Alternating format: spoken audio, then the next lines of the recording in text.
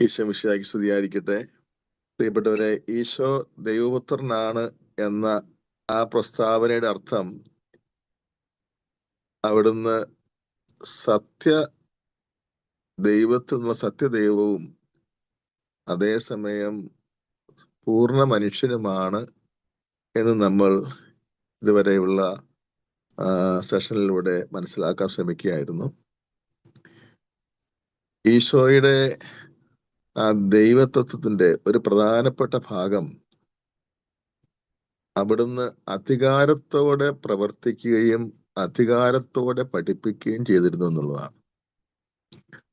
അതുകൊണ്ട് ഈശോ ദൈവപുത്രനാണ് എന്ന ആ വിഷയത്തിന്റെ ഏകദേശം സമാപന സെഷൻ എന്ന നിലയ്ക്ക് നാം ഇന്ന് കർത്താവായ ഈശോയുടെ അധികാരത്തെ പറ്റിയാണ് പ്രധാനമായിട്ടും മനസ്സിലാക്കാൻ ശ്രമിക്കുന്നത്. വിശുദ്ധ മത്തായിയുടെ സുവിശേഷം 28-ാം അധ്യായത്തിൽ 18-ാം വാക്യം, അത് പശ്ചാത്തലം നമുക്കറിയാം. സുവിശേഷത്തെ ഏറ്റവും അവസാന ഭാഗമാണ്. കർത്താവ് മരണത്തെ തോൽപ്പിച്ച് ഉയർത്തെഴുന്നേറ്റ ശേഷം സ്വർഗത്തിലേക്ക് പോകുന്നതിന് തൊട്ട് മുമ്പായി 11 പേരെ മാത്രം, 12 അപ്പസ്തോലന്മാര് ആ ഗണം മാത്രം, യൂദാസ് ഒഴികെയുള്ള 11 പേരെ മാത്രം ഗലീലിലെ മലയിലേക്ക് കൊണ്ടുപോയിട്ട് അവരോട് പറയുന്ന ഒരു പ്രഖ്യാപനമാണിത്. മത്തായി 28:18. 11 ശിഷ്യരെ സമീപിച്ച് യേശു അരുളി ചെയ്തു, സ്വർഗത്തിലും ഭൂമിയിലുമുള്ള എല്ലാ അധികാരവും എനിക്ക് നൽകപ്പെട്ടിരിക്കുന്നു. അതിന്റെ അടിസ്ഥാനത്തിൽ അവിടുന്ന് കൽപ്പിക്കുകയാണ്, ആകയാൽ നിങ്ങൾ പോയി എല്ലാ ജനതകളെയും ശിക്ഷപ്പെടുത്തുകയും. ഈ ജനതകൾ എന്ന ആ പദത്തിന് പ്രത്യേക അർത്ഥമുണ്ട്. അതായത് യഹൂദരല്ലാത്ത, ക്രൈസ്തവരല്ലാത്ത വിജാതീയരെ സൂചിപ്പിക്കാൻ ഉപയോഗിക്കുന്ന വാക്കാണ് ജനതകൾ, നേഷൻസ്. ഇപ്പൊ ഈശോ പറയുന്നത്, ഈശോയ്ക്ക് ഭൂമിയിലുള്ള സകല മനുഷ്യരുടെ മേൽ സർവാധികാരമുണ്ട്. അതുകൊണ്ട് സർവ മനുഷ്യരോടും സുവിശേഷം പ്രഘോഷിക്കേണ്ടിയിരിക്കുന്നു എന്നാണ്. വേറെ ചില ടെക്സ്റ്റുകൾ നമുക്ക് നോക്കാം. യോഹന്നാന്റെ സുവിശേഷം 5-ാമത്തെ അധ്യായത്തിൽ 22-23 വാക്യങ്ങളിൽ ഈശോ തന്നെ പറയുകയാണ്, പിതാവ് ആരെയും വിധിക്കുന്നില്ല, വിധി മുഴുവനും അവിടുന്ന് പുത്രനെ ഏൽപ്പിച്ചിരിക്കുന്നു. പിതാവിനെ ആദരിക്കുന്നത് പോലെ എല്ലാവരും പുത്രനെയും ആദരിക്കേണ്ടതിനാണ് ഇത്. നമ്മൾ കഴിഞ്ഞ സെഷനിൽ കേട്ട കാര്യം ഓർമ്മിക്കുന്നുണ്ടാകും. പിതാവ് ഏതെല്ലാം തരത്തിൽ സർവശക്തനായ ദൈവമായിരിക്കുന്നോ അതേ വിധത്തിലെല്ലാം പുത്രനായ യേശുവും ദൈവം തന്നെയാണ്.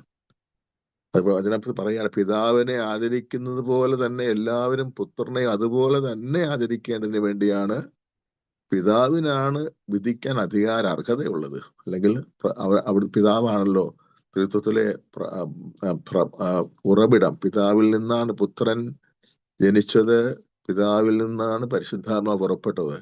അതുകൊണ്ട് പ്രഥമൻ പിതാവാണ്. പക്ഷേ വിധിക്കാനുള്ള അധികാരം പുത്രനെ ഏൽപ്പിച്ചിരിക്കുന്നു. എല്ലാവരെയും വിധിക്കാൻ അധികാരം ഈശോ മിശിഹായ്ക്ക് ആണെന്ന് പറയുമ്പോൾ യേശുവിന് പിതാവിനോടൊപ്പമുള്ള ആ ദൈവത്വത്തിലുള്ള സമമായ അധികാരം വെളിപ്പെടുത്തുകയാണ്. മറ്റൊന്ന്, നമ്മൾ യോഹന്നാൻ സുവിശേഷം 10:17 വായിക്കുന്നത് ഇങ്ങനെയാണ്. അത് ഈശോയുടെ മരണം ഭരണാധികാരികളോ അന്നത്തെ പുരോഹിത ഗണമോ കെട്ടിയേൽപ്പിച്ചതാണ് എന്നൊരു തെറ്റിദ്ധാരണ ഉണ്ടാകാൻ സാധ്യതയുള്ളത് കൊണ്ട് ഈശോ വളരെ മുൻകൂട്ടി കർത്താവിന്റെ പീഡാനുഭവത്തിലേക്ക് വളരെ മുൻകൂട്ടി 10-ാം അധ്യായത്തിൽ 17-ാം വാക്യത്തിൽ പറയാണ്, വീണ്ടും എടുക്കുന്നതിന് വേണ്ടി ഞാൻ ജീവൻ അർപ്പിക്കുന്നു. അതിനാൽ പിതാവ് എന്നെ സ്നേഹിക്കുന്നു. ആരും എന്നിൽ നിന്ന് അത് പിടിച്ചെടുക്കുകയല്ല, ഞാൻ അത് സ്വമനസ്സ അർപ്പിക്കുകയാണ്. അത് അർപ്പിക്കാനും വീണ്ടും എടുക്കാനും എനിക്ക് അധികാരമുണ്ട്. ഈശോയുടെ ഉയർപ്പിനെ പറ്റിയാണ് ആ സൂചന. ഈശോ സ്വമനസാലെ കുരിശ് മരണത്തിന് വിധേയപ്പെടുന്നതാണ്, ആരും നിർബന്ധിച്ചിട്ടല്ല. ഈശോയ്ക്ക് സ്വയമേ മരണത്തിൽ ഉയർത്തെഴുന്നേൽക്കാനും ജീവനിലേക്ക് വരാനും കഴിയും. അതും അവിടുത്തെ അധികാരത്തെ സൂചിപ്പിക്കുകയാണ്. മത്തായി 9:6 നമുക്കറിയാവുന്ന പശ്ചാത്തലമാണ്. കിടക്കയോടെ കൊണ്ടുവന്ന് കർത്താവിന് മുമ്പിൽ സമർപ്പിച്ച തളർവാദ രോഗിയെ സുഖപ്പെടുത്തുന്ന സമയത്ത് ഈശോ പറയുന്നത് ഇങ്ങനെയാണ്: ഭൂമിയിൽ പാപങ്ങൾ ക്ഷമിക്കാൻ മനുഷ്യപുത്രന് അധികാരമുണ്ട് എന്ന് നിങ്ങൾക്ക് അറിയേണ്ടതിനായി അവൻ അപ്പോൾ തളർവാദ രോഗിയോട് പറഞ്ഞു, എഴുന്നേറ്റ് കിടക്കയെടുത്ത് വീട്ടിലേക്ക് പോകുക. അവൻ എഴുന്നേറ്റ് കിടക്കയെടുത്ത് വീട്ടിലേക്ക് പോയി. ലൂക്കായുടെ സുവിശേഷം 4-ാം അധ്യായത്തിൽ 36-ാമത്തെ വാക്യം, അതിന്റെ പശ്ചാത്തലം പിശാചി ബാധിതനായ ഒരു മനുഷ്യനെ കർത്താവ് മോചിപ്പിക്കാൻ പോകുന്ന രംഗമാണ്. അപ്പൊ പിശാചി കർത്താവിനെ ഏറ്റുപറയുന്നുണ്ട്. ഈശോ പരിശുദ്ധനായ ദൈവമാണ്. അപ്പോൾ കർത്താവ് അവനെ ശാസിച്ചുകൊണ്ട് പറയുകയാണ്, മിണ്ടരുത്, അവനെ വിട്ടുപോകുക. എല്ലാവരും അത്ഭുതപ്പെട്ട് പരസ്പരം പറഞ്ഞു, എന്തൊരു വചനമാണിത്! ഇവൻ അധികാരത്തോടും ശക്തിയോടും കൂടെ അശുദ്ധാത്മാക്കളോട് കൽപ്പിക്കുകയും അവ വിട്ടുപോവുകയും ചെയ്യുന്നല്ലോ. ക്രിസ്തുവിന്റെ അധികാരത്തെ പറ്റിയുള്ള ശ്രോതാക്കളുടെ ജനത്തിന്റെ പ്രതികരണമാണിത്. അധികാരത്തോടെയാണ് കർത്താവ് അശുദ്ധാത്മാവ് കൽപ്പിക്കുന്നത്, അതുകൊണ്ടാണ് അവ വിട്ടുപോകുന്നത്. ലൂക്കാസ് സുവിശേഷം 8-22 മുതൽ 25 വരെയുള്ള ഭാഗം, യേശു ശിഷ്യന്മാരും വഞ്ചിയിൽ യാത്ര ചെയ്യുകയാണ്. കർത്താവ് ക്ഷീണിതനായി വഞ്ചിയിൽ തന്നെ ഒരു വശത്ത് വിശ്രമിക്കുന്ന, അല്ലെങ്കിൽ ഉറങ്ങുന്നു. കാറ്റും കോളും വർദ്ധിച്ചു. അപ്പോൾ ശിഷ്യന്മാര് പറയാണ്, ഗുരോ ഞങ്ങൾ നശിക്കുന്നു.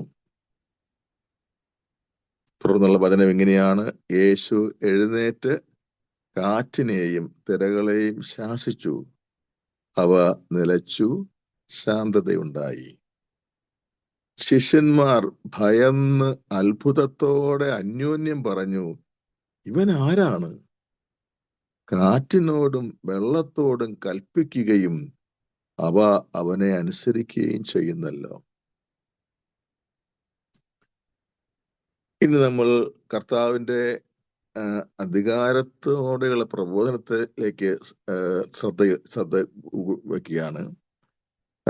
ഈശോ ജെറുസലേം ദേവാലയത്തില് കൂടാര തിരുനാൾ, ഒരാഴ്ച നീണ്ടു നിൽക്കുന്ന തിരുനാളാണ്. ലോകത്തിന്റെ എല്ലാ ഭാഗത്തും ധാരാളം യഹൂദന്മാർ ആ തിരുനാൾ പങ്കെടുക്കാൻ വന്നിട്ടുണ്ട്. പക്ഷേ തിരുനാളിന്റെ അവസാന ദിവസമായിട്ട് പോലും അവരിൽ കാര്യമായ ഒരു പരിവർത്തനം, തിരുനാൾ പങ്കെടുത്തതിൻ്റെതായ ഒരു ആധ്യാത്മിക ഉണർവ് അവരിൽ കാണാതെ വന്നപ്പോൾ ഈശോയ്ക്ക് ദേവാലയത്തിൽ കയറി പ്രസംഗിക്കാൻ അധികാരമില്ല. പക്ഷെ ഈശോ ആരുടെയും അനുവാദത്തിൽ നോക്കി നിൽക്കാതെ കർത്താവ് ദേവാലയത്തിലേക്ക് അധികാരപൂർവ്വം പ്രവേശിച്ച് പ്രസംഗിക്കുന്നുണ്ട്. അത് നമുക്കറിയാവുന്ന ഒരു വചനമാണ്. യോഹന്നാന്റെ സുവിശേഷം 7:37 തിരുനാളിന്റെ അവസാനത്തെ ദിനത്തിൽ എന്ന് പറഞ്ഞ് ആരംഭിക്കുന്നതാണ്. തിരുനാളിന്റെ അവസാനത്തെ ദിനത്തിൽ അവൻ എഴുന്നേറ്റ് നിന്ന്, തിരുനാളിന്റെ അവസാനത്തെ മഹാദിനത്തിൽ യേശു എഴുന്നേറ്റ് നിന്ന് ശബ്ദമുയർത്തി പറഞ്ഞു, ആർക്കെങ്കിലും ദാഹിക്കുന്നെങ്കിൽ അവൻ എൻ്റെ അടുക്കൽ വരട്ടെ, എന്നിൽ വിശ്വസിക്കുന്നവൻ പാനം ചെയ്യുകയും ചെയ്യട്ടെ. ഇത് കർത്താവ് പ്രസംഗിച്ചു കൊണ്ടിരുന്നപ്പോൾ ഈ ടെമ്പിൾ ഗാർഡ്സിനെ, ദേവാലയത്തിൽ തന്നെ പ്രത്യേക ഭടന്മാരുണ്ട്, അവരെ അധികാരികൾ പറഞ്ഞയക്കുകയാണ്, അവനെ പിടിച്ചു ബന്ധിച്ചുകൊണ്ട് വരിക. ഈ ഭടന്മാർ ചെന്നിട്ട് നമുക്ക് അതിശയം തോന്നും, അവർക്ക് കർത്താവിനെ പിടിക്കാൻ പറ്റിയില്ല. അവര് കർത്താവിന്റെ വാക്കുകൾ കേട്ടിട്ട് അന്തിച്ചു നിൽക്കുകയാണ്. അപ്പോൾ അവർ തിരിച്ചു വന്നപ്പോൾ വചനം പറയുന്നത് ഇങ്ങനെയാണ്: സേവകന്മാർ തിരിച്ചു വന്നപ്പോൾ പുരോഹിത പ്രമുഖന്മാരും പരിസയരും ചോദിച്ചു, 45-ാം വാക്യം, യോഹന്നാൻ 7:45 വാക്യം, എന്തുകൊണ്ടാണ് നിങ്ങൾ അവനെ കൊണ്ടുവരാഞ്ഞത്? അവർ മറുപടി പറഞ്ഞു, ഇങ്ങനെ ആരും ഇതുവരെ സംസാരിച്ചിട്ടില്ല. ഇങ്ങനെ ആരും ഇതുവരെ സംസാരിച്ചിട്ടില്ല. കർത്താവിന്റെ പ്രബോധനങ്ങളുടെ പ്രത്യേകത, സുവിശേഷങ്ങൾ എടുത്തെടുത്തെടുത്ത് പറയുന്നത് കർത്താവ് സംസാരിച്ചതെല്ലാം അധികാരത്തോടെയാണ്. ഈ അധികാരം എന്നോട് സൂചിപ്പിക്കുന്നത് നിശ്ചയമായും ദൈവിക അധികാരത്തോടെയാണ്. മർക്കോസിന്റെ സുവിശേഷം 1-ാം അധ്യായത്തിൽ 21-22 വാക്യങ്ങളിൽ അവൻ കഫർനാമിലെത്തി. സാബത്തിൽ അവൻ സിനഗോഗിൽ പ്രവേശിച്ച് പഠിപ്പിച്ചു. അവന്റെ പ്രബോധനത്തിൽ അവർ വിസ്മയഭരിതരായി.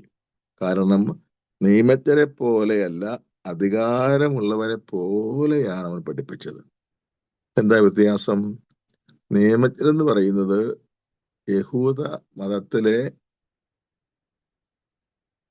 ദൈവവചന പ്രഘോഷകരാണ്. നിയമം എന്ന് പറയുന്നത് വിശുദ്ധ ഗ്രന്ഥമാണ്. പഴയ നിയമം, പുതിയ നിയമം. നിയമജ്ഞർ എന്ന് പറയുന്ന അർത്ഥം ഡോക്ടേഴ്സ്, എക്സ്പേർട്സ് ഇൻ സ്ക്രിപ്ചർ. അപ്പോൾ അന്നത്തെ വിശുദ്ധ ഗ്രന്ഥം പഴയ നിയമമാണ്. പഴയ നിയമത്തിൽ പ്രാവീണ്യം നേടിയ പ്രബോധകരെയാണ് നിയമജ്ഞരെന്ന് വിളിക്കുന്നത്. ഈ ജനത്തിന് വേഗം മനസ്സിലായി, നിയമജ്ഞരെ പോലെ അല്ല യേശു പഠിപ്പിക്കുന്നത്. നിയമജ്ഞരാരാ? വെറും സാധാരണ മനുഷ്യർ. അവർക്ക് കുറച്ച് അറിവുണ്ടെന്ന് മാത്രം. അവര് എഴുതി വച്ചിരിക്കുന്നത് ആവർത്തിച്ച് പഠിപ്പിക്കുന്നു, അത്രേ ഉള്ളൂ. പക്ഷെ ഈശോ ആരാ? സത്യദൈവമാണ്, സർവജ്ഞാനത്തിന്റെ ഉറവിടമാണ്. അതുകൊണ്ട് ഈശോ പണ്ട് എഴുതി വെച്ച് പഠിപ്പിക്കുകയല്ല ചെയ്യുന്നത്. ഈശോ തന്നെ അവൻ പഠിപ്പിക്കുന്നതിന്റെ ഉറവിടമാണ്. ഈശോയുടെ എല്ലാ വാക്കുകളും ഈശോയിൽ നിന്ന് വരുന്നതാണ്. പ്രവാചകന്മാർ പറഞ്ഞു വെച്ചത് ആവർത്തിച്ചു നിയമജ്ഞർ. ഈശോയാകട്ടെ അവൻ തന്നെയാണ് അവന്റെ വാക്കുകളുടെ ഉറവിടം. അവൻ ദൈവമായതുകൊണ്ട് അവനിൽ നിന്ന് പുറപ്പെട്ടതല്ല, അവന്റേതാണ്, മറ്റാരുടെയും കോപ്പി അടിക്കുന്നതല്ല. ലൂക്കാ സുവിശേഷം 4-ാം അധ്യായത്തിൽ 31-32 വാക്യങ്ങൾ. ലൂക്കാ 4:31-32. പിന്നെ അവൻ ഗലീലിലെ ഒരു പട്ടണമായ കഫർനാമിലെത്തി പോയി. സാബത്തിൽ അവരെ പഠിപ്പിച്ചുകൊണ്ടിരുന്നു. അവന്റെ പ്രബോധനത്തിൽ അവർ വിസ്മയഭരിതരായി. കാരണം അധികാരത്തോടെയായിരുന്നു അവന്റെ വചനം. അവിടെയും അത് തന്നെയാണ് നമ്മൾ മനസ്സിലാക്കുന്നത്. പിന്നെ ലൂക്കാ 4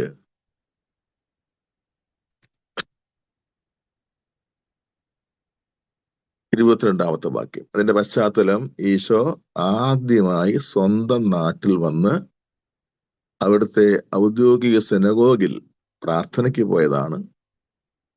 പക്ഷേ സിനഗോഗ് അധികാരി ഈശോയ്ക്ക് ഒരു ചാൻസ് കൊടുക്കുകയാണ് വിശുദ്ധ ഗ്രന്ഥം വായിക്കുവാനായി. പഴയ നിയമ പ്രവാചക ഗ്രന്ഥങ്ങളാണ് സാധാരണ വായിക്കുന്നത്. ഈശോ ചുരുള് ലൂക്കായുടെ സുവിശേഷം 4-ാം അധ്യായത്തിൽ നമുക്ക് പരിചിതമായ ഭാഗം, അത് നമുക്കൊന്ന് ആ ഭാഗം ഒന്ന് വായിക്കാം.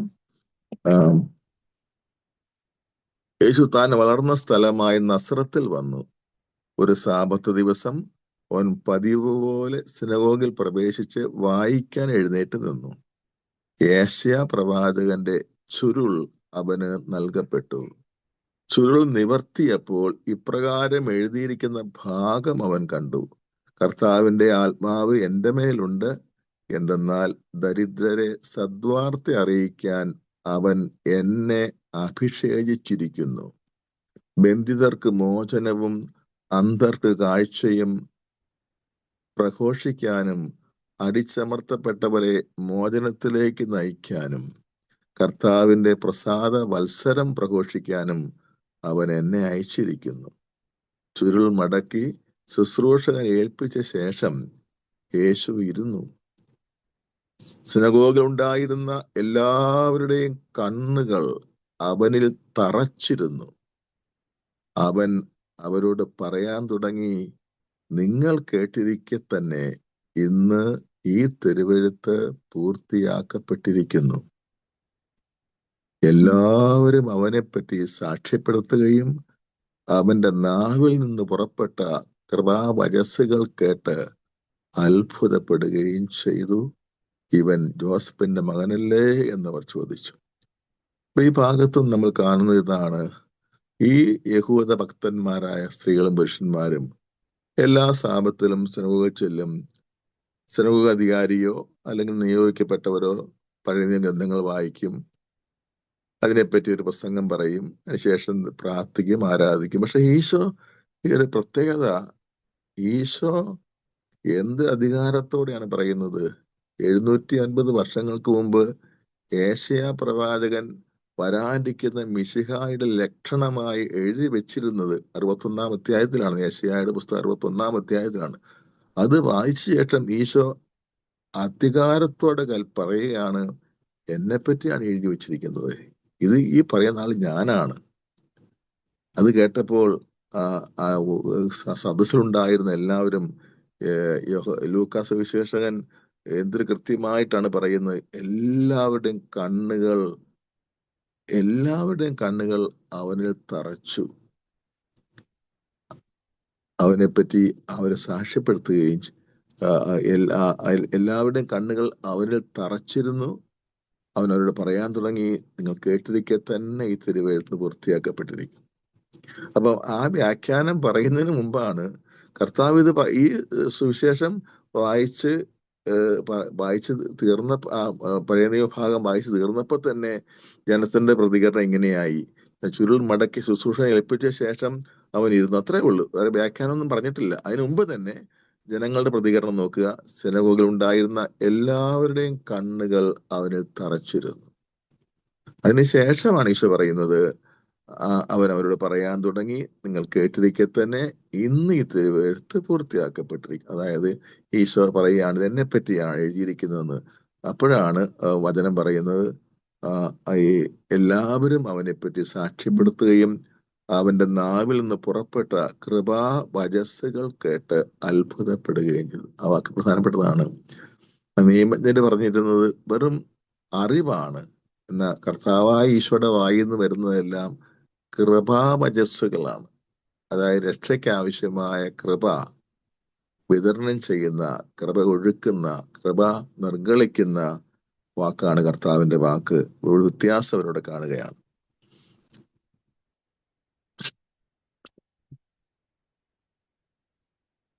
ഇനി നമ്മൾ കാണുന്നത് പ്രത്യേകിച്ച് നമ്മൾ ഫോക്കസ് ചെയ്യാൻ പോകുന്നത് വിശുദ്ധ മത്തായിയുടെ സുവിശേഷം 5, 6, 7 അധ്യായങ്ങളിലെ പ്രബോധന രീതിയാണ്. നമുക്കറിയാം, കർത്താവ് പഠിപ്പിച്ച സുവിശേഷത്തിലെ അതിലേറ്റവും പ്രധാനപ്പെട്ട സത്യങ്ങളെല്ലാം ക്രോഡീകരിച്ച് സംഗ്രഹിച്ച് 3 അധ്യായങ്ങളിലായി പ്രസന്റ് ചെയ്തിരിക്കുകയാണ്. ഇതാണ് വേദപുസ്തക പാണ്ഡിത്യം പഠിപ്പിക്കുന്നത്. ഈശോ പലപ്പോഴായി പറഞ്ഞ കാര്യങ്ങൾ അടുക്കും ചിട്ടയോടും കൂടി 3 അധ്യായങ്ങളെ തുടരെ വരുന്നത് പോലെ വിശുദ്ധ മത്തായി ശ്ലീഹ അത് അവതരിപ്പിച്ച് തന്നിരിക്കുകയാണ്. അപ്പൊ അത് അവസാനിക്കുമ്പോൾ പറയുന്നൊരു വാക്കുണ്ട്, അത് വളരെ ശ്രദ്ധേയമാണ്. അത് മത്തായിയുടെ സുവിശേഷം 7-ാം അധ്യായത്തിന്റെ 28, 29 വാക്യമാണ്. മത്തായി 7, 25, 6, 7 അധ്യായങ്ങൾ. 7-ാം അധ്യായം സമാപന അധ്യായമാണ്. അതിന്റെ ഏറ്റവും അവസാനത്തെ വാക്യങ്ങളിലൊന്നാണ് 7, 28, 29. അതിങ്ങനെയാണ്: അങ്ങനെ യേശു ഈ വചനങ്ങൾ അവസാനിപ്പിച്ചപ്പോൾ ജനക്കൂട്ടം അവന്റെ പ്രബോധനത്തെ പറ്റി വിസ്മയിച്ചു. എന്തെന്നാൽ അവരുടെ നിയമജ്ഞരെ പോലെ അല്ല, അധികാരമുള്ളവനെ പോലെയാണ് അവൻ പഠിപ്പിച്ചത്. ഇത് മലയിലെ പ്രസംഗത്തിന്റെ സമാപനത്തിലുള്ള അവരുടെ കമന്റാണ്, അവരുടെ പ്രതികരണമാണ്. നമുക്കത് വിശദീകരിച്ച് നോക്കാം. ഉദാഹരണം, മലയിലെ പ്രസംഗം തുടങ്ങുന്നത് തന്നെ മത്തായിയുടെ സുവിശേഷം 5-ാം അധ്യായത്തിലാണ്. അവിടെ 21-ാമത്തെ വാക്യം. ഇവിടെ എല്ലാം കാണുന്നത് ഇങ്ങനെയാണ്. ഒരു പ്രത്യേക ശൈലിയുണ്ട്. പൂർവികരോട് ഇപ്രകാരം പറയപ്പെട്ടതായി നിങ്ങൾ കേട്ടിട്ടുണ്ടല്ലോ, എന്നാൽ ഞാൻ നിങ്ങളോട് പറയുന്നു. ഈ ഞാൻ എന്നവിടെ പറയുമ്പോൾ ഒരു പ്രത്യേകത, ഒരു ഊന്നലുണ്ട്, പ്രത്യേക അർത്ഥവുമുണ്ട്. നമുക്ക് അവസാനം കുറച്ചുകൂടി വ്യക്തമാകും. ഇവിടെ ആ ഭാഗം നമുക്ക് വായിക്കാം. മത്തായി 5, 21, 22. കൊല്ലരുത്, കൊല്ലുന്നവൻ ന്യായവിധിക്ക് അർഹനാകുമെന്ന് പൂർവികരോട് പറയപ്പെട്ടതായി നിങ്ങൾ കേട്ടിട്ടുണ്ടല്ലോ. ഇത് ഈ സമയത്ത് നമുക്ക് ഹെബ്രായ ലേഖനം 1-ാം അധ്യായം 1-ാം വാക്യം ഓർക്കുന്നതല്ല. ഹെബ്രായ ലേഖനം 1-ാം അധ്യായം 1-ാം വാക്യം എന്താ പറയുന്നത്? ദൈവം പൂർവകാലങ്ങളിൽ തന്റെ പ്രവാചകരിലൂടെ ജനത്തോട് സംസാരിച്ചു. എന്നാൽ ഈ അവസാന നാളുകളിൽ തന്റെ പുത്രൻ വഴി അവിടുന്ന് സംസാരിച്ചു. അപ്പോ പൂർവികരോട് ദൈവം സംസാരിച്ചത് പഴയ നിയമത്തെ പറ്റിയാണ് പറയുന്നത്. ബൈബിളിലെ 46 പുസ്തകങ്ങളിൽ ഉടനീളം കാണുന്നത് ദൈവം പൂർവികരോട് സംസാരിച്ച കാര്യങ്ങളാണ്. എന്നാൽ ഈ അവസാന നാളുകളിൽ എന്ന് പറയുമ്പോൾ അത് ടൈം പീരീഡ് മാത്രമല്ല. അവസാനം എന്ന വാക്കിനുള്ള അർത്ഥം ടൈം പീരീഡ് മാത്രമല്ല, മറിച്ച് പൂർവികരോടെല്ലാം പറഞ്ഞതിന്റെ എല്ലാം പൂർണ്ണമായ ഒരു വിവരണം. അതുകൊണ്ടാണ് നമ്മൾ പല പ്രാവശ്യം പറഞ്ഞു കേട്ടിട്ടുണ്ടാകും, പഴയ നിയമത്തിൽ 10 കൽപ്പനകൾ നൽകി. ഈ 10 കൽപ്പനകൾ പൂർണ്ണമല്ല. ഈ 10 കൽപ്പനകളെ പൂർണ്ണമാക്കിയത് ഈശോ മിശിഹായാണ്. അതാണ് നിങ്ങൾ ഓർക്കുന്നില്ല, ഏതാനും 2-3 ഞായറാഴ്ചകൾക്ക് മുമ്പുണ്ടായ സുവിശേഷ ഭാഗം, ധനികനായ യുവാവ് കർത്താവിന്റെ അടുത്ത് വരുന്നുണ്ടല്ലോ. അവന് ഭയങ്കര നല്ല ആഗ്രഹമാണ്. അവന്റെ ലക്ഷ്യം കണ്ടോ? അവന് വേറെ ഒന്നും ഈശോയോട് ചോദിക്കും. നമ്മളാണ് വേറെ എന്തെല്ലാം കാര്യം ചോദിക്കും ഈശോയെ കൈ കെട്ടുകയാണെങ്കിൽ. അവൻ ആകെ ചോദിക്കാനുള്ള ഇതാണ്, ഗുരു, നിത്യജീവൻ അവകാശമൊക്കെ ഞാൻ എന്ത് ചെയ്യണം? എന്തൊരു നല്ല പയ്യൻ, എന്തൊരു നല്ല ആഗ്രഹം. സ്വർഗം മാത്രം ലക്ഷ്യമാക്കി ജീവിക്കുന്ന ഒരു വ്യക്തി, ദൈവത്തെ മാത്രം കൊതിക്കുന്ന ഒരാൾ. അവൻ സമ്പന്നനാണ്, ധാരാളം സമ്പത്തുണ്ട്. പക്ഷെ അവന് സമ്പത്തൊന്നും വലിയ വിഷയം അല്ലാത്ത പറ്റില്ല. അവന് ആഗ്രഹം, നമ്മളൊക്കെയാണ് കുറച്ചുകൂടെ സമ്പത്ത് എങ്ങനെ കൂട്ടാൻ വഴിയുണ്ട് എന്നൊക്കെ ചിന്തിക്കാൻ പോകുന്നത്. അവനതൊന്നുമല്ല, അവന് അധികാരമുണ്ട്.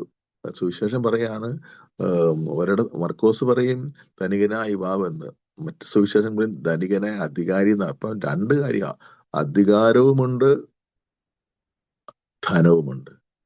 എന്നിട്ട് അവന്റെ ഉള്ളിലെ കൊതി എന്തിനു വേണ്ടിയാ? നിത്യജീവൻ അവകാശമാക്കാൻ എന്ത് ചെയ്യണം? ഇപ്പൊ കർത്താവ് ചോദിക്കുകയാണ്, തുടങ്ങി വെക്കാൻ വേണ്ടി ഫസ്റ്റ് സ്റ്റെപ്പ് എന്നുള്ളത് ചോദിക്കുകയാണ്, ദൈവകൽപ്പനകളൊക്കെ എങ്ങനെയാ, നീ പാലിക്കാറുണ്ടോ? പിന്നെ അതെല്ലാം ഞാൻ വളരെ കൃത്യമായിട്ട് എൻ്റെ ശൈശവകാലം മുതൽ തന്നെ ഒരു കുറ്റവും വരുത്തിയിട്ടില്ല. എല്ലാ 10 കൽപ്പനകളും അതിന്റെ പൂർണ്ണതയിൽ ഞാൻ പാലിച്ചിട്ടുണ്ട്. ഈശോ അത് അംഗീകരിച്ചു. സർവജ്ഞാനിയായ കർത്താവിന് അവനാ പറഞ്ഞതിൽ എന്തെങ്കിലും കുറവുണ്ടായിരുന്നെങ്കിൽ കർത്താവ് അവിടെ തിരുത്തിയാനെ. കർത്താവ് അത് സമ്മതിക്കുകയാണ്. എന്ന് വെച്ചാൽ അവനൊരു വിശുദ്ധൻ തന്നെയാ. 10 കൽപ്പനകൾ അതിന്റെ പൂർണ്ണതയിൽ നിറവേറ്റിയവനാണ് നിൽക്കുന്നത്. എന്നിട്ട് കർത്താവ് പറയാണ്, എന്നാൽ നിനക്കൊരു കുറവുണ്ട്. എന്താണ് ആ കുറവ്? 10 കൽപ്പനകൾ പാലിച്ചാലും കുറവുണ്ട്. കുറവ് നികത്തുന്നത് എങ്ങനെയാ? ക്രിസ്തുവിലേക്ക് നീ വരണം.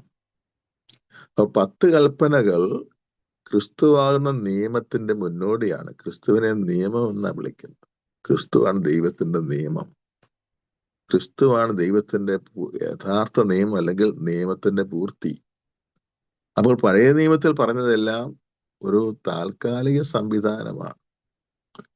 അതിന് ഞാൻ ഉദാഹരണം പറയാൻ ആഗ്രഹിക്കുന്നത്, നമ്മുടെ വീട്ടിൽ കുഞ്ഞ് ജനിച്ചു കഴിഞ്ഞാൽ ആ കുഞ്ഞിന്റെ വളർച്ചയ്ക്ക് ആവശ്യമായ പോഷകാംശം അടങ്ങിയ ഭക്ഷണം കൊടുത്തേ പറ്റൂ, അല്ലെങ്കിൽ അതിന്റെ വളർച്ച മുരടിക്കുമെന്ന് നമുക്കറിയാമെങ്കിലും ആ കുഞ്ഞിനെ നമ്മൾ ആദ്യം കൊടുക്കുന്നത് ഏറ്റവും നേർന്ന ഭക്ഷണം, മുലപ്പാല് പോലെയുള്ള ഏറ്റവും നേർന്ന ഭക്ഷണം. പിന്നീട് ആ കുഞ്ഞിന്റെ ദഹനേന്ദ്രിയത്തിന്റെ വളർച്ചയ്ക്കനുസരിച്ച് പടിപടിയായിട്ടാണ് നമ്മൾ നല്ല നല്ല പോഷകാംശ ആഹാരം കൊടുത്ത് വളർത്തിക്കൊണ്ടുവരുന്നത്. ദൈവം പൂർവ്വകാലങ്ങളിൽ പ്രവാചകന്മാരോട് സംസാരിച്ച ആരോടാണ്? വിജാതീയ ജനതകളുടെ ഇടയിൽ പാർത്തിരുന്ന ഇസ്രായേൽക്കാരോടാണ്. വിജാതീയരുടെ ഇടയിൽ പാർത്തിരുന്ന ഇസ്രായേൽക്കാരോട്. വിജാതീയരുടെ ജീവിത രീതികളും എല്ലാം നിയമങ്ങളും ചിട്ടകളും എല്ലാം ഇസ്രായേൽ ജനത്തെ ഒരുപാട് സ്വാധീനിക്കുമായിരുന്നു. പ്രത്യേകിച്ച് വിഗ്രഹാരാധന, കുത്തഴിഞ്ഞ ജീവിതം, ഇതൊക്കെ ഇസ്രായേൽക്കാരെയും ബാധിച്ചിരുന്നു. അപ്പോൾ ഇസ്രായേൽക്കാർ ആ മക്കളോട് ദൈവം ഈ നിയമം അതിന്റെ 100% പൂർണ്ണതയിൽ പറയാൻ അവർക്ക് ഉൾക്കൊള്ളാൻ പറ്റുകയില്ല. അവർക്ക് താങ്ങാൻ സാധ്യമല്ലത്. ഒരു കുഞ്ഞിന് ജനിച്ച ഉടനെ ഇറച്ചിയോ മുട്ടയോ മീനോ ദഹിപ്പിക്കാൻ സാധിക്കാത്തതുപോലെ ഇസ്രായേൽ ജനം അവര് കണ്ടതും തഴകിയതും കേട്ടതും എല്ലാം എന്താണ്? ഈ വിജാതിയുടെ ജീവിത രീതികളാണ്. അത് ദൈവത്തിന്റെ നിയമത്തിന് നേരെ വിപരീതമാണ്.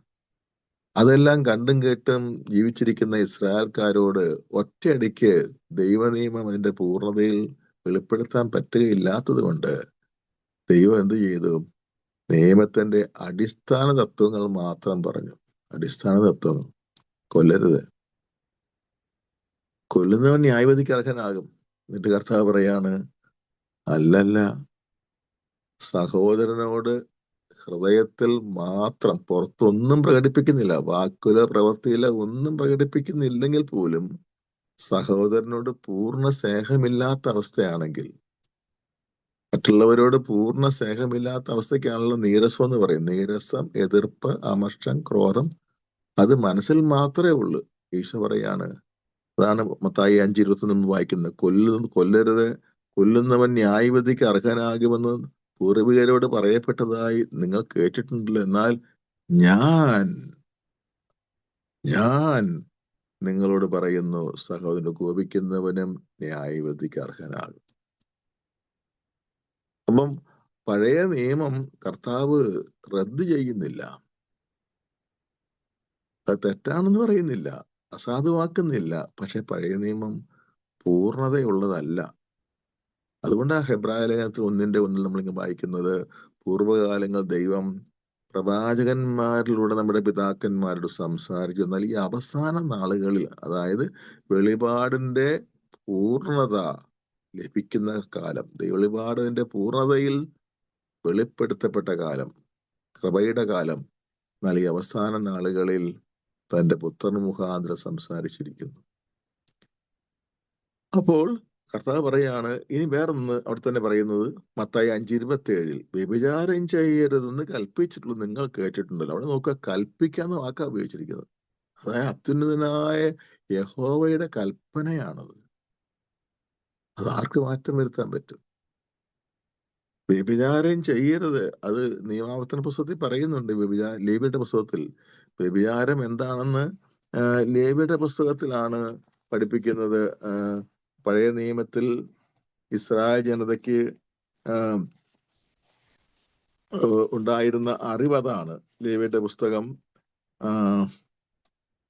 നമുക്ക് ആ ഭാഗം ഒന്ന് വായിക്കുകയാണ് ഞാൻ.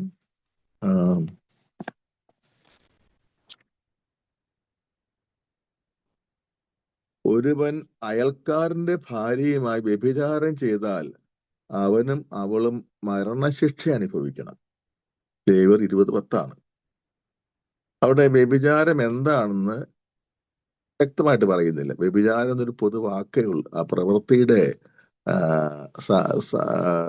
അന്തസത്ത വെളിപ്പെടുത്തിയിട്ടില്ല. പക്ഷെ അത് നിയമാവർത്തനം 22:22 തെളിച്ച് പറയുന്നുണ്ട്. അന്യന്റെ ഭാര്യയോടൊത്ത് ഒരുവൻ ശയിക്കുന്നത് കണ്ടുപിടിച്ചാൽ ഇരുവരെയും, സ്ത്രീയെയും പുരുഷനെയും വധിക്കണം. അപ്പോൾ വ്യഭിചാരത്തിന് പഴയ നിയമത്തിൽ മരണശിക്ഷയാണ്, പുതിയ നിയമത്തിലും മരണശിക്ഷ തന്നെയാണ്. പക്ഷെ പഴയ നിയമത്തിൽ ഏതാ വ്യഭിചാരമാകുന്നത്? ഒരു പുരുഷനോ ഒരു സ്ത്രീയോ പങ്കാളിയോടല്ലാതെ അന്യ വ്യക്തിയുമായി ശാരീരിക ബന്ധത്തിൽ ഏർപ്പെട്ടാൽ മാത്രം പോരാ, അത് കണ്ടുപിടിക്കണം, തെളിവ് വേണം, എങ്കിലേ ആ വ്യക്തിക്ക് വധശിക്ഷയുള്ളൂ. എന്നാൽ ഈശോ പറയുകയാണ്, എന്നാൽ മത്തായി 5:27-28, എന്നാൽ ഞാൻ, അവിടെയും ശ്രദ്ധിക്കുക, ഞാൻ നിങ്ങളോട് പറയുന്നു, ആസക്തിയോടെ സ്ത്രീയെ നോക്കുന്നവൻ ഹൃദയത്തിൽ അവളുമായി വ്യഭിചാരം ചെയ്ത് കഴിഞ്ഞു. വിചാരം ചെയ്തു എന്ന് പറഞ്ഞാൽ മതിയായിരുന്നെങ്കിലും ചെയ്ത് കഴിഞ്ഞു എന്നൊരു വാക്ക് പ്രത്യേകം ചേർത്തിരിക്കുകയാണ്. എന്നിട്ട് മാത്രമല്ല, ഹൃദയത്തിൽ എന്നുകൂടി എടുത്തു പറയുന്നു. നമുക്കറിയാം, ഒരു പ്രവൃത്തി, എനിക്ക് നിങ്ങൾ ഒരാളെ കണ്ടപ്പോൾ ഞാൻ ചിരിച്ചു കാണിച്ചു, സന്തോഷം കാണിച്ചു എന്ന് വിചാരിക്കുക. പക്ഷെ എൻ്റെ ഉള്ളിൽ നിങ്ങളോട് വിരോധമുണ്ടെങ്കിൽ ഞാൻ ആ പുറമേ കാണിച്ച ചിരിയും സന്തോഷം വെറും അഭിനയമല്ലേ? എൻ്റെ ഉള്ളിലിരിക്കുന്നതാണ് സത്യം. എൻ്റെ ഉള്ളിൽ നിങ്ങളോട് നീരസമുണ്ട്, വെറുപ്പുണ്ട്. എന്നിട്ട് ഞാനത് പുറമെ അത് മറച്ചു വെച്ചിട്ട് ചിരിച്ചു കാണിക്കുന്നു, സന്തോഷം കാണിക്കുന്നു.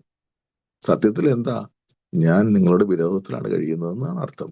അപ്പൊ ഈ ഹൃദയത്തിൽ വ്യഭിചാരം ചെയ്യുന്ന പറയുമ്പോൾ ചിലർ വിചാരിക്കുന്നത് അപ്പൊ അത് കട്ടി കുറവാ, അത്ര വലിയ ഗുരുതരമൊന്നുമല്ല. ഹൃദയത്തിലല്ല, അല്ലല്ല. ഹൃദയത്തിൽ എന്ന വാക്ക് അവിടെ വന്നതുകൊണ്ട് തന്നെ ആ വ്യഭിചാരം കടുത്ത വ്യഭിചാരമാണെന്നാണ് അർത്ഥം. സാധാരണ വ്യഭിചാരമല്ല. അതായത് ഹൃദയത്തിൽ നിന്ന് പുറപ്പെടുന്നതിന് ആ ഗൗരവം കൂടും. അതാണ് പ്രവൃത്തിയിൽ വരുന്നത്. അപ്പൊ ഹൃദയത്തിൽ നിന്ന് അവിടെ ഹൃദയത്തിൽ ഇവിടെ വ്യഭിചാരം ചെയ്യുന്നുണ്ട്, അതുകൊണ്ടാണ് നോക്കിപ്പോകുന്നത്. അപ്പൊ നോക്കുക, അപ്പൊ കർത്താവ് ആ വ്യഭിചാരം ചെയ്യുന്ന കൽപ്പന എങ്ങനെയാണ് വ്യത്യാസപ്പെടുത്തുന്നത് നോക്കുക. അത് എന്താ കാരണം? അധികാരമുള്ളത് കൊണ്ട്, അല്ലെങ്കിൽ വ്യത്യാസപ്പെടുത്താൻ പറ്റുമോ? ഇപ്പോൾ നമ്മളെ കീഴ്ക്കോടതിയുടെ ഒരു വിധിക്ക് സുപ്രീം കോടതിക്ക് വ്യത്യാസപ്പെടുത്താൻ പറ്റും. പക്ഷെ സുപ്രീം കോടതിയുടെ വിധിയെ എങ്ങനെയാണ് കീഴ്ക്കോടതിക്ക് വ്യത്യാസം വരുത്താൻ പറ്റുക? സാധ്യമല്ല. സ്വർഗസ്ഥനായ പിതാവ് കൽപ്പിച്ചിരിക്കുന്ന ഈ 10 കൽപ്പനകൾ ഈശോ തിരുത്തുകയാണ്. അത് വെറുതെ പറയല്ല, അധികാരത്തോടെ പറയാം. ഞാൻ ഇങ്ങനെയല്ലേ നിങ്ങൾ കേട്ടിരിക്കുന്നത്, അല്ല കേട്ടിരിക്കുന്നല്ല, വ്യഭിചാരം ചെയ്യരുത് എന്ന് കൽപ്പിച്ചിട്ടുള്ളത് നിങ്ങൾ കേട്ടിട്ടുണ്ടല്ലോ, എന്നാൽ ഞാൻ നിങ്ങളോട് പറയുന്നു, ആസക്തിയോടെ സ്ത്രീയെ നോക്കി വിചാരിച്ചത് കഴിഞ്ഞു. അപ്പോൾ പിതാവായ ദൈവത്തെക്കാൾ മുകളിലാണ് ഈശോ എന്ന അർത്ഥം ഇല്ല കേട്ടോ. പിതാവായ ദൈവത്തിന് തുല്യം തന്നെയാണ് ഈശോ. ഈ പിതാവായ ദൈവത്തിന് തുല്യ അധികാരം ഈശോയ്ക്ക് ഉണ്ടെന്ന് സ്പഷ്ടമാക്കാൻ വേണ്ടി തന്നെയാണ് അതായത് നമ്മൾ നേരത്തെ പഠിച്ചത് അല്ലെ, 3 പേരും ഒരുമിച്ചാണ് അല്ലെ, ഒരു ദൈവമാണ് പിതാവ്, പുത്രൻ, പരിശുദ്ധൻ. നമ്മൾ മനുഷ്യരായതുകൊണ്ടാണെങ്കിൽ 3ആയിട്ട് തിരിച്ച് ചിന്തിച്ചു പോകും എപ്പോഴും നമ്മൾ. പിതാവ്, പുത്രൻ, പരിശുദ്ധാൽ 3 വ്യക്തികളാണെന്ന് സത്യമാണ്. നമ്മളെ ചിന്തയിൽ നമ്മുടെ മാനുഷികമായ പരിമിതികൾക്ക് 3ആയിട്ട് കാണാൻ പറ്റുന്നുള്ളൂ. ഒരുമിച്ച് ഒന്നെന്ന് പറയാൻ നമുക്ക് ഉൾക്കൊള്ളാൻ പ്രയാസമാണ്. സത്യത്തിൽ ദൈവമേ എന്ന് വിളിക്കുമ്പോൾ, ഞാൻ കഴിഞ്ഞ ക്ലാസ്സിൽ പറഞ്ഞ് ഞാൻ വിചാരിക്കുന്നു, പിതാവിനെയും പുത്രനെയും പരിശുദ്ധാത്മാവിനെ ഒരുമിച്ചാണ് വിളിക്കുന്നത്. അവര് 3 പേര് 3 വ്യത്യസ്ത വ്യക്തികളാണെന്നുള്ളത് സത്യമാണെങ്കിലും അവര് 3 ഒറ്റ ദൈവമാണ്. അപ്പം പിതാവായ ദൈവം, പുത്രനായ ദൈവം, പരിശുദ്ധാത്മാ ദൈവം ഒരേ ദൈവിക സത്യമുള്ളവരും അധികാരത്തിൽ സമന്മാരുമാണ്. അപ്പൊ അതുകൊണ്ട് പിതാവായ ദൈവം തന്ന ഒരു കൽപ്പന പുത്രനായ ദൈവത്തിന് വ്യത്യാസപ്പെടുത്താൻ, അത് വ്യത്യാസപ്പെടുത്തുകയല്ല, മാസ്റ്റർ വ്യത്യാസപ്പെടുന്ന വാക്ക് തെറ്റാണ്, വ്യത്യാസപ്പെടുത്തുകയല്ല. അതിനേക്കാൾ നല്ലത് അത് പൂർണ്ണതയിൽ വെളിപ്പെടുത്താൻ. പിതാവായ ദൈവം പഴയ നിയമകാലത്തെ ജനതയ്ക്ക് അതിന്റെ അതിന്റെ പൂർണ്ണത ഉൾക്കൊള്ളാനുള്ള ത്രാണി ഇല്ലായിരുന്നത് കൊണ്ടാണ്. ദൈവം അപൂർണനായത് കൊണ്ടല്ല, ദൈവം എന്നും എപ്പോഴും പൂർണ്ണനാണ്.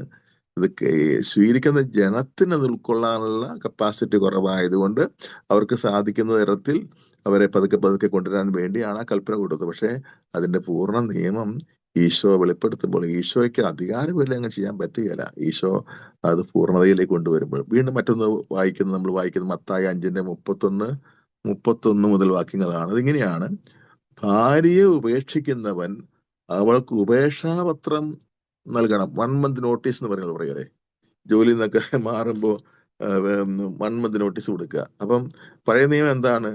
ഡിവോഴ്സ് ആകാം, ഒരു കുഴപ്പമില്ല, പക്ഷെ 1 month നോട്ടീസ് കൊടുത്താൽ മതി. അതാ പറഞ്ഞിരിക്കുന്നത്.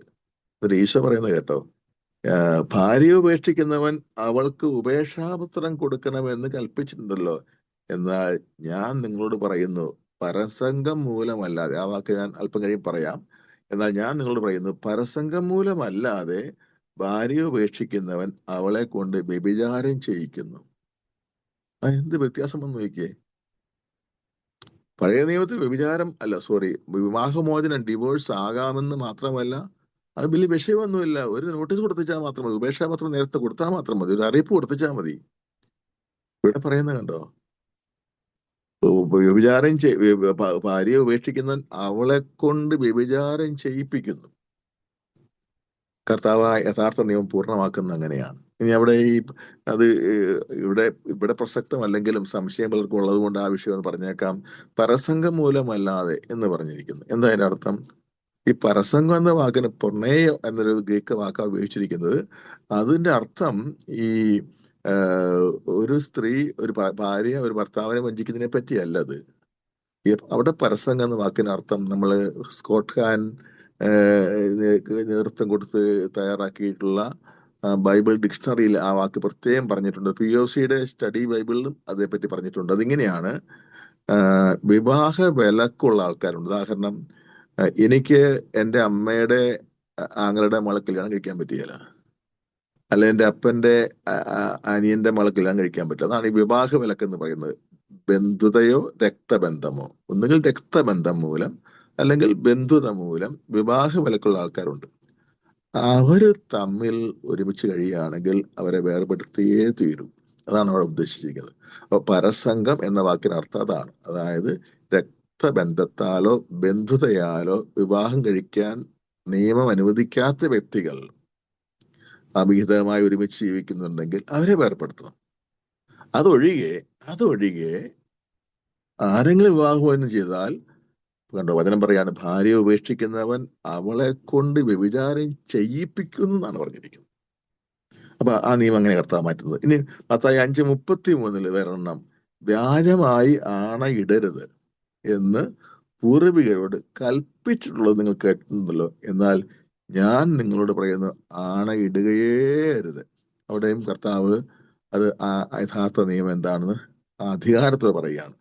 വീണ്ടും മത്തായി 5:38 കാണുന്നത് ഇങ്ങനെയാണ്, കണ്ണിന് പകരം കണ്ണ്, പല്ലിന് പകരം പല്ല് എന്ന് പറഞ്ഞിട്ടുണ്ടല്ലോ. എന്ന് പറഞ്ഞ അർത്ഥം എന്താണ്? പ്രതികാരം ചെയ്യാമെന്നാണ്. പ്രതികാരം ചെയ്യുമ്പോൾ കൂടി പോകരുത്. ഇങ്ങോട്ട് ഒരടി തന്നു കഴിഞ്ഞാൽ അങ്ങോട്ട് 2 അടി കൊടുക്കാൻ പാടില്ല, 1 അടി കൊടുക്കാം. അതാണ് ഉദ്ദേശിക്കുന്നത്. അപ്പൊ പഴയ നിയമത്തിൽ പ്രതികാരം ചെയ്യാമെന്ന് അനുവാദം ഉണ്ടായിരുന്നു. അതാണ് പറഞ്ഞിരിക്കുന്നത്, കണ്ണിന് പകരം കണ്ണ്, പല്ലിന് പകരം പല്ലെന്ന് പറഞ്ഞിട്ടില്ലേ, നിങ്ങൾ കേട്ടിട്ടുണ്ടല്ലോ, എന്നാൽ ഞാൻ നിങ്ങളോട് പറയുന്നു, ദുഷ്ടനെ എതിർക്കുകയേ അരുത്. മാത്രമല്ല, വലത് കർണത്തടിക്കുന്നവന് മറ്റേ കർണം കൂടി കാണിച്ചു കൊടുക്കുക. വീണ്ടും വേറൊരു നിയമം, മത്തായി 5:43, അയൽക്കാരനെ സ്നേഹിക്കുക, ശത്രുവിനെ വെറുക്കുക എന്ന് പറഞ്ഞിട്ടുള്ളത് നിങ്ങൾ കേട്ടിട്ടുണ്ടല്ലോ. പഴയ നിയമ ധാർമ്മികത അതാ. ശത്രുവിനെ വെറുക്കുന്നത് പാപമല്ല, കുറ്റമല്ല. പഴയ നിയമത്തിൽ വെറുക്കണമെന്ന് തന്നെ പറഞ്ഞിരിക്കുന്നത്. പഴയ നിയമത്തിൽ അങ്ങനെയാ. അയൽക്കാരനെ സ്നേഹിക്കുക. അയൽക്കാരൻ എന്ന് പറയും തൊട്ട് അയൽക്കാരൻ എന്ന അർത്ഥത്തിലല്ല, നമ്മളുമായിട്ട് നല്ല സൗഹൃദത്തിൽ കഴിയുന്ന വ്യക്തികളെ അയൽക്കാരൻ എന്ന് പറയുന്നത്. അയൽക്കാരനെ സ്നേഹിക്കുക, ശത്രുവിനെ വെറുക്കുക, അതാണ് നിയമം. പക്ഷെ ഈശോ പറയാ, എന്നാൽ ഞാൻ നിങ്ങളോട് പറയുന്നു, ശത്രുക്കളെ സ്നേഹിക്കുക. അപ്പോൾ ഇതെല്ലാം പറഞ്ഞിട്ടാണ് കർത്താവ് മത്തായി 7 നമ്മൾ ആദ്യം വായിച്ചില്ലേ, മത്തായി 7:28-29, അതിന്റെ എല്ലാം അവസാനമാണ് വചനത്തിൽ പറയുന്നത്. അങ്ങനെ യേശോ ഈ വചനങ്ങൾ അവസാനിപ്പിച്ചപ്പോൾ ജനക്കൂട്ടം അവന്റെ പ്രബോധനത്തെ പറ്റി വിസ്മയിച്ചു. എന്തെന്നാൽ അവരുടെ നിയമജ്ഞരെ പോലെയല്ല, അധികാരമുള്ളവനെ പോലെയാണ് അവൻ പഠിപ്പിച്ചത്. ഇനി നമ്മൾ ചിന്തിക്കേണ്ട ഒരു കാര്യം ഇതാണ്, കർത്താവിന്റെ ഇതൊരു പ്രായോഗികതയാണ് കേട്ടോ. കർത്താവ് തിരമാലകളോട് പറഞ്ഞപ്പോൾ തിരമാലകൾ അടങ്ങി, കാറ്റിനോട് പറഞ്ഞപ്പോൾ അടങ്ങി, പിശാചിനോട് മിണ്ടരുന്ന് പറഞ്ഞപ്പോൾ അവൻ പിന്നെ മിണ്ടിയില്ല. സകലതും ഈശോയുടെ കാഴ്ചവട്ടിലാണ്. അതാണ് ഫിലിപ്പിയ ലേഖനത്തിൽ 2-ാമത്തെ അധ്യായത്തിൽ, അതുകൂടെ നമുക്കിപ്പോൾ വായിക്കുന്നത് വളരെ അനുഗ്രഹപ്രദമായിരിക്കും. പൗലോസ് അപ്പോസ്തലൻ ഈ മിശിഹായെ ഈശോയുടെ വാക്ക് കേൾക്കുമ്പോൾ കാർക്കിട്ട് തുപ്പുന്ന ആളായിരുന്നു പൗലോസ്. ഈ പൗലോസിന്റെ ജീവിത ലക്ഷ്യം തന്നെ ഈശോയ്ക്കെതിരായി എന്തൊക്കെ ചെയ്യാൻ പറ്റുമോ അതെല്ലാം ചെയ്തു തീർക്കണം, അതാ തന്റെ ജീവിത ദൗത്യം എന്ന് കരുതിയിരുന്ന ആളാണ്. അവസാനം പൗലോസിനെ റോമായിൽ അവസാനത്തെ വിചാരണ സമയത്ത് പറയുന്നുണ്ട്, ഇതായിരുന്നു എൻ്റെ സ്വപ്നം, എൻ്റെ ഏക ലക്ഷ്യം ഇതായിരുന്നു, ക്രിസ്തുവിനെതിരായി എന്തെല്ലാം ചെയ്യാൻ പറ്റും അതെല്ലാം ചെയ്യണം, ക്രിസ്തുവിന്റെ സഭയെ തന്നെ ഭൂമി തുടച്ച് മാറ്റണം. അതായിരുന്നു ആ പൗലോസാണ് പിന്നീട് ക്രിസ്തുവിനെ അറിഞ്ഞ ശേഷം പറയുന്ന കാര്യം നമ്മുടെ ഹൃദയം തുറപ്പിക്കും. 2-ാം അധ്യായത്തിന്റെ ഫിലിപ്പിയ 2-ാം അധ്യായത്തിന്റെ 5 മുതൽ വാക്യങ്ങൾ, അല്ലെങ്കിൽ 6 മുതലായാലും മതി. 6-ാം വാക്യം, ദൈവത്തിൻ രൂപത്തിലായിരുന്നെങ്കിലും അവൻ ദൈവവുമായുള്ള സമാനത മുറുകെ പിടിക്കേണ്ട കാര്യമായി പരിഗണിച്ചില്ല. തന്നെ ശൂന്യനാക്കിക്കൊണ്ട് ദാസന്റെ രൂപം സ്വീകരിച്ച് മനുഷ്യരുടെ സാദൃശ്യത്തിലായി തീർന്ന് ആകൃതിയിൽ മനുഷ്യനെ പോലെ കാണപ്പെട്ടു. മരണം വരെ, അതേ കുരിശ് മരണം വരെ അനുസരണമുള്ളവനായി തന്നെ താഴ്ത്തി. ആകയാൽ, ഇവിടെ നമ്മൾ ശ്രദ്ധിക്കാം നമുക്ക്, ആകയാൽ ദൈവം അവനെ അത്യധികം ഉയർത്തി എല്ലാ നാമങ്ങൾക്കും ഉപരിയായ നാമം അവന് നൽകുകയും ചെയ്തു. ഇത് യേശുവിന്റെ നാമത്തിന് മുൻപിൽ സ്വർഗത്തിലും ഭൂമിയിലും പാതാളത്തിലുമുള്ള എല്ലാ മുഴങ്കാലുകളും മടങ്ങുന്നതിനും യേശു ക്രിസ്തു കർത്താവാണെന്ന് എല്ലാ നാവുകളും ഏറ്റുപറയുന്നതിനും വേണ്ടിയാണ്. അപ്പൊ ഈശോ എന്ന നാമം കേൾക്കുമ്പോൾ സ്വർഗത്തിലുള്ള ആരാ? മാലാഖമാരും വിശുദ്ധരുവാ, അവരെല്ലാം മുട്ടുകുത്തും. ഭൂമിയിലുള്ളത് ആരാ? ക്രൈസ്തവര് മാത്രമല്ല, സകല ജനതകളും മുട്ടുകുത്തും. പിന്നെ ഒരു കൂട്ടരുണ്ട് പാതാളത്തിൽ, നരകത്തിൽ, പിശാചുക്കളാ.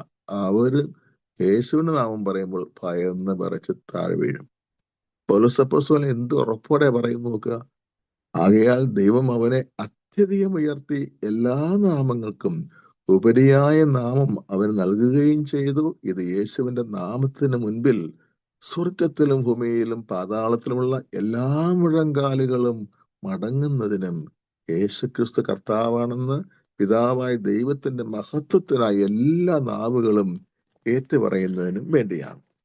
ഇനി നമ്മൾ ഈ യേശുവിന്റെ അധികാരത്തെ പറ്റിയുള്ള ഈ പ്രബോധനം അവസാനിപ്പിക്കാനായിട്ട് പോകുന്നത് കുറച്ച് സമയം കൂടുതൽ ആവശ്യമുള്ളതായിരുന്നു. പക്ഷെ സാരമില്ല.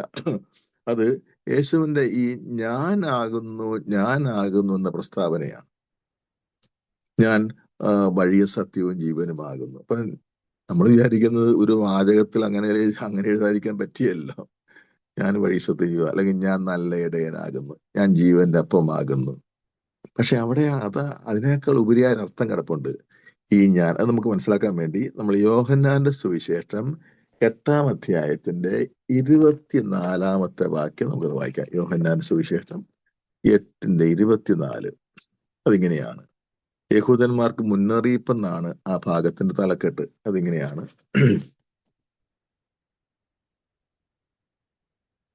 ഈശോ പറയാണ്, അതുകൊണ്ട് നിങ്ങൾ നിങ്ങളുടെ പാപങ്ങളിൽ മരിക്കുമെന്ന് ഞാൻ നിങ്ങളോട് പറഞ്ഞു. കാരണം ഞാൻ ആകുന്നു എന്ന് വിശ്വസിക്കുന്നില്ലെങ്കിൽ നിങ്ങൾ നിങ്ങളുടെ പാപങ്ങൾ മരിക്കും. ഇത് ഞാൻ വായിച്ചത് POCയുടെ ലേറ്റസ്റ്റ് എഡിഷൻ ആണ് കേട്ടോ. നിങ്ങളുടെ കയ്യിലേക്ക് ബൈബിളില് ഞാൻ ആകുന്നതിന് പകരം വേറൊരു വാക്കായിരിക്കും കാണാൻ സാധ്യത. അതിപ്പോ തൽക്കാലം എൻ്റെ അടുത്ത് ആ ബൈബിൾ ഇല്ല. വ്യത്യസ്തമായൊരു വാക്കാ. അർത്ഥം ഇത് തന്നെയാണ്. പക്ഷെ ഇവിടെ POCയുടെ ഈ കഴിഞ്ഞ കൊല്ലം പുറത്തിറക്കിയ സമ്പൂർണ്ണ പുതിയ ബൈബിളിൽ ഈ 24-ാം വാക്യത്തിൽ എഴുതിയിരിക്കുന്നത് ഞാൻ ആകുന്നു. ഈ മറ്റേ നിങ്ങളുടെ ബൈബിളിലുള്ളത് കൂടെ പെട്ടെന്ന് നോക്കാം. അത് അവിടെയുള്ള ആ ടെക്സ്റ്റ് കൂടെ ഒന്ന് ഓടിച്ചു നോക്കിയേക്കാം. യോഹന്നാൻ 8:24.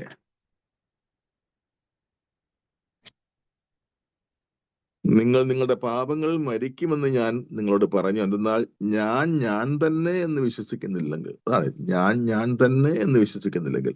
അതിന്റെ ഏറ്റവും നല്ല തർജ്ജിമ, ട്രാൻസ്ലേഷൻ ഞാനാകുന്നു എന്നാണ്. അതുകൊണ്ടാണ് ഈ പുതിയ ബൈബിളിൽ ഞാൻ തന്നെ എന്നത് വാക്ക് മാറ്റിയതിന് പകരം ഞാനാകുന്നു. ഈ ഞാനാകുന്നു എന്ന സ്റ്റേറ്റ്മെന്റ് നിങ്ങൾക്ക് നല്ലോണം പരിചയമുണ്ടല്ലോ. ഏതാ? പുറപ്പാട് പുസ്തകം 3-ാം അധ്യായത്തിൽ ഇതാണ് അല്ലേ. ദൈവമായ കർത്താവ് മുൾപ്പടർപ്പിൽ മോശയ്ക്ക് പ്രത്യക്ഷപ്പെട്ട ശേഷം മോശ ചിന്തിക്കാൻ പോലും സാധിക്കാത്ത വലിയൊരു ദൗത്യം ഏൽപ്പിക്കുകയാണ്. ഫറവോയുടെ കീഴിൽ കഴിയുന്ന 6 ലക്ഷം പുരുഷന്മാര്, അതിന്റെ അത്രയും നമ്പരെങ്കിലുള്ള സ്ത്രീകള്, അതിന്റെ ഇരട്ടി 3 ഇരട്ടിയുള്ള കുട്ടികൾ, ഇതെല്ലാം 19 ലക്ഷം മനുഷ്യരെ ഈ ഫറവോയുടെ അധികാരത്തിൽ നിന്ന് കൊണ്ടുവന്ന് ചെങ്കടൽ കടത്തി കാനദേശത്ത് കൊണ്ടുപോകണം, കർത്താവിനെ ആരാധിക്കുക. ഇതാണ് കർത്താവിന്റെ ഓർഡർ. അപ്പൊ മോശ ചോദിക്കുകയാണ്, ഞാൻ പോയി പറയാം, പക്ഷേ ഇത് ആരാണ് പറഞ്ഞതെന്ന് ചോദിച്ചാൽ, ആ പറഞ്ഞു വിട്ടവന്റെ പേരെന്തെന്ന് ചോദിച്ചാൽ ഞാൻ എങ്ങനെയാണ് മറുപടി പറയേണ്ടത്? അപ്പൊ കർത്താവ് പറയാണ്, ഞാൻ ആകുന്നവൻ നിന്നോട് പറയും, ഞാൻ ആകുന്നവൻ നിന്നെ അയക്കുന്നു. അപ്പൊ ഞാനാകുന്നവൻ, ഞാനാകുന്നു. എന്നിട്ട് കർത്താവ് പറയും, ഇതാണ് എന്റെ എന്നേക്കുമുള്ള നാമധേയം. അപ്പൊ ദൈവത്തിന്റെ മറ്റൊരു പേരാണ് ഞാൻ ആകുന്നു. ഞാൻ ആകുന്നു. അപ്പൊ ഇവിടെ ഈശോ പറയാണ് യോഹന്നാൻ 8:24, ഞാൻ നിങ്ങളോട് പറഞ്ഞു, കാരണം അതുകൊണ്ട് നിങ്ങൾ നിങ്ങളുടെ പാപങ്ങൾ മരിക്കുമെന്ന് ഞാൻ നിങ്ങളോട് പറഞ്ഞു, കാരണം ഞാൻ ആകുന്നു എന്ന് വിശ്വസിക്കുന്നില്ലെങ്കിൽ നിങ്ങൾ നിങ്ങളുടെ പാപങ്ങൾ മരിക്കും. അപ്പൊ ഈശോ സത്യദൈവമാണെന്നും കാണിക്കാൻ ഈശോ തന്നെ അവകാശപ്പെടുകയാണ്. പഴയ നിയമത്തിൽ യഹോവ ഞാനാകുന്നു എന്ന് സ്വയം പരിചയപ്പെടുത്തി യഹോവ തന്റെ നാമം അങ്ങനെയാണ് പറഞ്ഞതെങ്കിൽ ഇവിടെ ഈശോ പറയാണ് എന്റെ പേരതാ ഞാനാകുന്നു. പിതാവിന് തുല്യനാണ്, സമനാണ് ഈശോ എന്ന് ഈ വചനം വ്യക്തമാക്കുകയാണ്. വീണ്ടും അതേ അധ്യായത്തിന്റെ 28-ാം വാക്യത്തിൽ ഈശോ അതൊന്നുകൂടെ എടുത്തു പറയുന്നുണ്ട്. അതുകൊണ്ട് യേശു പറഞ്ഞു, നിങ്ങൾ മനുഷ്യപുത്രനെ ഉയർത്തി കഴിയുമ്പോൾ ഞാൻ ആകുന്നു എന്നും ഞാൻ സ്വമേധയാ ഒന്നും പ്രവർത്തിക്കുന്നില്ല, പ്രത്യുത പിതാവ് എന്നെ പഠിപ്പിച്ച പോലെ ഇക്കാര്യങ്ങൾ ഞാൻ സംസാരിക്കുന്നെന്നും നിങ്ങൾ മനസ്സിലാക്കും. ആ വാചകത്തിൽ 2 ആശയങ്ങളാണ് പറയുമ്പോൾ, ഒരു ആശയം നമുക്ക് എടുത്താൽ മതി. അതിങ്ങനെയാണ്, സിമ്പിളാണ്. നിങ്ങൾ മനുഷ്യപുത്രനെ ഉയർത്തി കഴിയുമ്പോൾ ഞാൻ ആകുന്നു എന്ന് നിങ്ങൾ മനസ്സിലാക്കും. അപ്പോൾ യേശു എന്റെ ഫോണിന്റെ ബാറ്ററി തീരാറായി. ഞാൻ ഫോണിന്റെ ചാർജ് ചെയ്യാൻ സ്ഥലത്തേക്ക് മാറി നിൽക്കട്ടെ. അപ്പോൾ കർത്താവ് എന്റെ അധികാരത്തെ പറ്റി നമ്മൾ സംസാരിക്കുകയായിരുന്നു. ഈ ഞാനാകുന്നു എന്ന ഈ സ്റ്റേറ്റ്മെന്റ്, ഈ 2 എണ്ണമാണ് ഞാനിപ്പോ പറഞ്ഞത്. ഇതിന് ഇതുപോലെ അനേകം പ്രസ്താവനകൾ ഈശോ പറയുന്നത് ഉണ്ട്. ഞാനാകുന്നു.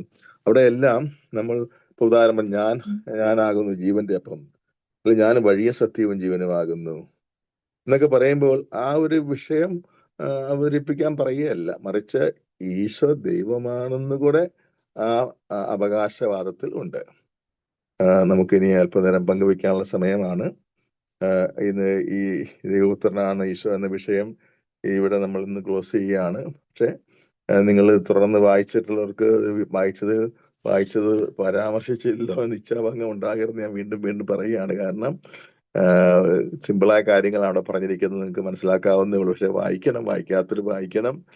അത് വായിച്ചെങ്കിലേ ആ വായിച്ച പശ്ചാത്തലത്തിലായിരിക്കും ഈ പങ്കുവയ്ക്കൽ കൂടുതൽ പ്രയോജനപ്പെടുന്നത്. അതുകൊണ്ട് വായിക്കാത്തൊരു വായിക്കണമെന്ന് ദയവായിട്ട് ഞാൻ അഭ്യർത്ഥിക്കുകയാണ്. അപ്പൊ അടുത്ത ആഴ്ച നമ്മൾ പുതിയ സബ്ജക്റ്റിലേക്ക് വരും. പക്ഷെ ഇതെല്ലാം ഓരോ യേശു ദൈവത്തിന് അടുത്തത് യേശു കർത്താവാണെന്നാണ് ഞാൻ വിചാരിക്കുന്നത്.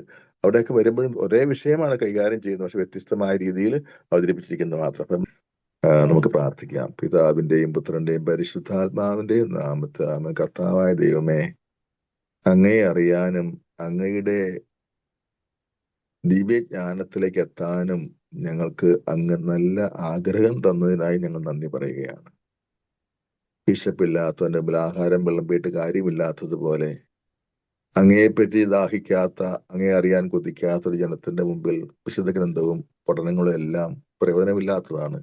എന്നാൽ ഞങ്ങളെ അങ്ങ് പ്രത്യേകം തെരഞ്ഞെടുത്തു അങ്ങയോടുള്ള സ്നേഹത്തെ നിൽക്കാനും അങ്ങേക്കുള്ള അന്വേഷിച്ചറിയാനും അങ്ങയെപ്പറ്റി പഠിക്കാനും അങ്ങയുടെ ദിവ്യരഹസ്യത്തിന്റെ ആഴങ്ങൾക്ക് എത്തിച്ചേരാനും ഒക്കെയുള്ള ആഗ്രഹം തന്നതിന് നന്ദി പറയാണ് കർത്താവെ. ഈ കൂട്ടായ്മയിൽ ഓരോരുത്തരെയും അങ്ങയുടെ കുരിശിന്റെ മുദ്ര വെച്ച് അടയാളപ്പെടുത്തി സംരക്ഷിക്കണമേ. ദൈവത്തിന് വേണ്ടി ദാഹം വർദ്ധിപ്പിക്കണമേ. കർത്താവുമായിട്ട് ഒന്നായി ചേർന്ന് കർവ കൊടുക്കണമേ. ഞങ്ങളെ എല്ലാ പാപപ്രലോഭങ്ങളും രക്ഷിക്കണമേ. സാത്താന കുതന്ത്രങ്ങൾ മോചിപ്പിക്കണമേ. ലോകത്തിന്റെ മാലിന്യക്കാതെ കാക്കണമേ. ഞങ്ങളെ മാലാഹമാർക്കടുത്ത് പരിശുദ്ധിയിൽ കാത്ത് സംരക്ഷിക്കണമേ എന്ന് ഞങ്ങൾ പ്രാർത്ഥിക്കുന്നു. നമ്മുടെ കർത്താവ് ഈശോ മിശിഹായുടെ കൃപയും പിതാവായ ദൈവത്തിന്റെ സ്നേഹവും പരിശുദ്ധാത്മാവിന്റെ സഹവാസവും നാം എല്ലാവരുടെയും കൂടെ ഉണ്ടായിരിക്കട്ടെ, ഇപ്പോഴും എപ്പോഴും എന്നേക്കും.